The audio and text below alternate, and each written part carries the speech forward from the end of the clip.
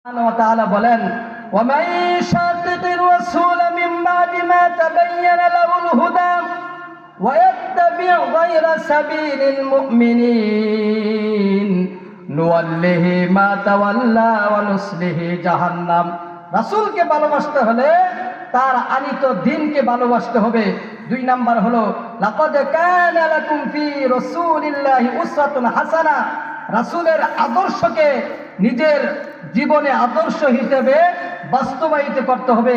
3 number হলো রাসূল বলেন, মান আহাব্বা সুন্নতি ফাকাদ আহাব্বানি ওয়া মান আহাব্বানি কানা মাই ফিল জান্নাহ। মান আহাব্বা সুন্নতি, যে আমার সুন্নতকে ভালোবাসে, ফাকাদ আহাব্বানি, সে আমাকেই ভালোবাসলো। ওয়া মান আহাব্বানি, যে আমাকে ভালোবাসে, কানা মাই ফিল জান্নাহ, সে আমার সাথে জান্নাতে থাকবে। আমরা রাসূলের সাথে জান্নাতে থাকতে রাজি আছি তো ইনশাআল্লাহ? কোরআন সুন্নাহ অনুযায়ী আমরা যেন জীবন যাপন করতে পারি, নিজের জীবনের থেকেও বেশি যেন আল্লাহ এবং রাসূলকে ভালোবাসতে পারি। আল্লাহ আমাদেরকে কবুল করুন, বলেন আমিন। আজকের এই মাহফিলে